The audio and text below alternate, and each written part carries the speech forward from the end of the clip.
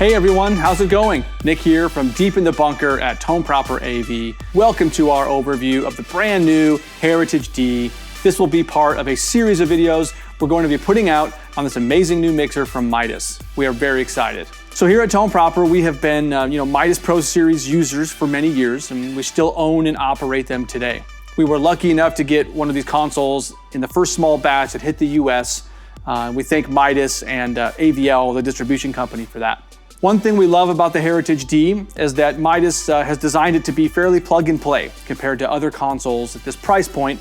They've made it pretty easy to just turn it on, find your way around, thanks in no small part to this massive touchscreen here in front of me. Now, one thing that we have noted is that the user interface can feel a little bit of an information overload at times. So it's important that we spend time understanding where things are and how to navigate the console. That's one of the reasons why we're making this video. We want to help you become comfortable with the UI of the new Heritage D.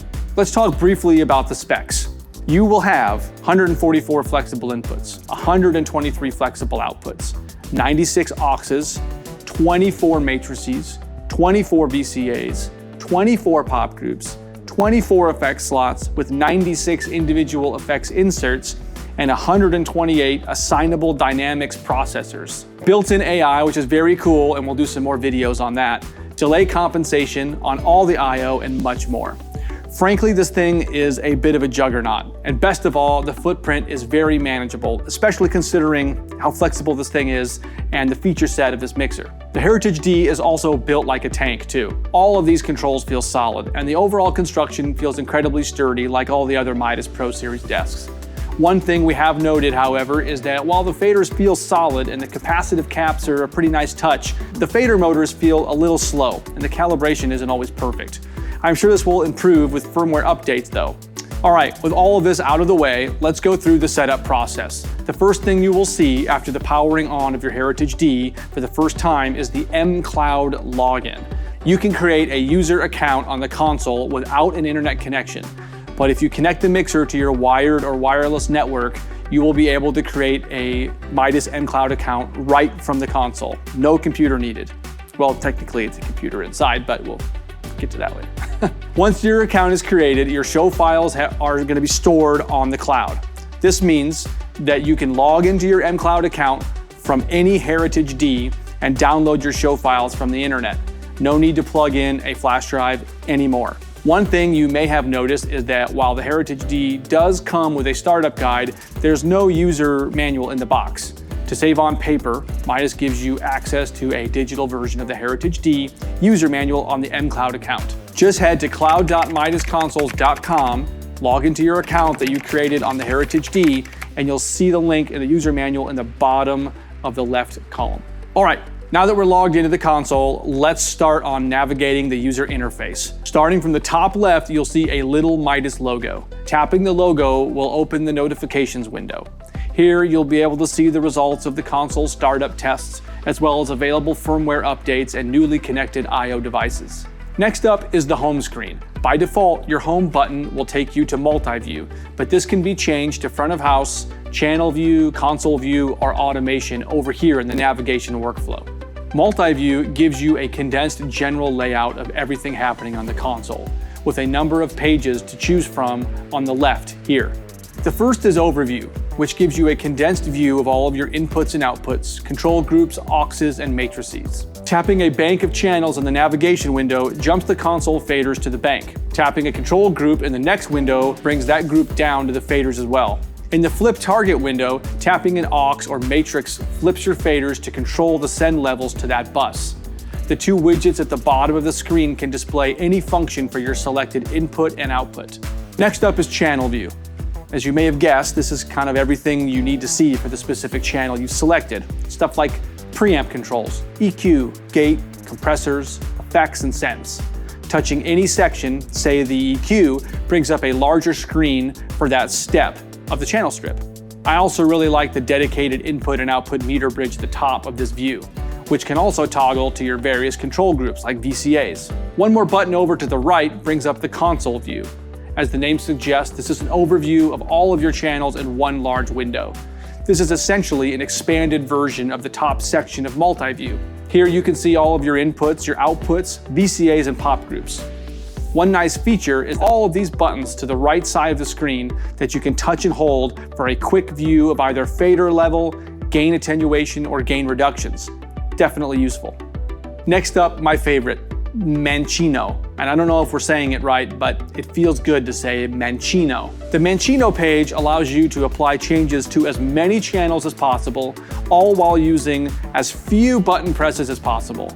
The more we use this page, the more we like it and discover more things it can do. So line check is the first place to start.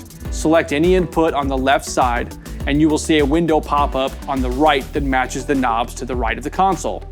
This is a great fast way to set your gain trims, high pass filters, or adjust direct outs across many channels as you want. Mancino is also a fast way to set up your scribble strips. And with multi-select, it's super fast to select multiple channels, change their colors, adjust one or many channel EQ levels, and a whole host of other parameters. Mancino is so deep and so effortless, I'm sure you will find that it makes your whole setup and line check process a lot easier. Next up is the automation page. We may dive into this in another video, but if your scenario calls for automation, we're sure that you'll find your way around here pretty easily. The navigation tab allows you to set up the different layouts of your Heritage D to your liking. By default, you're going to switch between the HD24 mode, the Pro Series mode, VCA mix mode, monitor mode, and theater mode using the buttons down here. On to the patching page. This screen is split in two for your routing. It's pretty reminiscent of the Pro Series patching screen, so if you're familiar with patching on Midas Pro consoles, you'll feel right at home here. Note that the patching window always locks upon opening, so you don't accidentally make any patching changes. Tap the lock button up here to make changes. Tapping any internal or external connection on the left side allows you to patch it to any connection on the right side. You can also click and drag across multiple connections to patch all of them consecutively. The external section allows you to see all of your differently connected IOs like your Dante card or different DL stage boxes. Control groups is where you can assign channels to your pop groups, VCAs, mute groups, and even talk groups. Next up is the naming tab. Here, you have access to all your scribble strip configurations, like channel naming and color. It's pretty self-explanatory. The flip button is a dedicated sends on fader toggle, which I love. As a former touring monitor engineer, I love having quick and easy access to the fader flip button. When toggled on, the button lights up bright green and displays what mix you are controlling.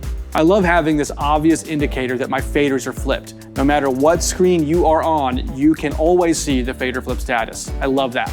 On to virtual sound check. The large yellow virtual sound button in the top bar switches the system into virtual sound check mode. It instantly changes all of the inputs to tape returns after a long press. Channels in aux return mode are not affected by the virtual sound check, which allows you to adjust your effects as they would be used for your normal show.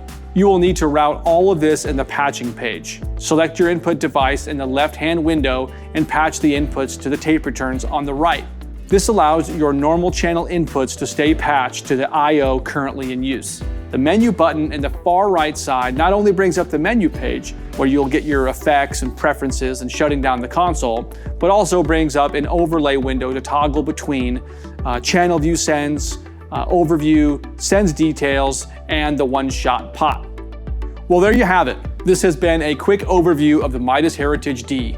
We really hope this was informative, and make sure to stay tuned for many other videos to come, like videos on AI, the effects engine, and all the other features this console has to offer. If you would like an in-person demo of the Heritage D, we are happy to arrange that at our Gresham, Oregon location. This Heritage D is also available to mix your multi-tracks. Check out the description below for a link to our website where you can find all of our contact info. Thanks for checking out this video. Make sure to hit the like and subscribe buttons. We really appreciate it. And don't forget to hit the notifications bell so that you don't miss any of our upcoming videos on the Midas Heritage D. We'll see you on the next one.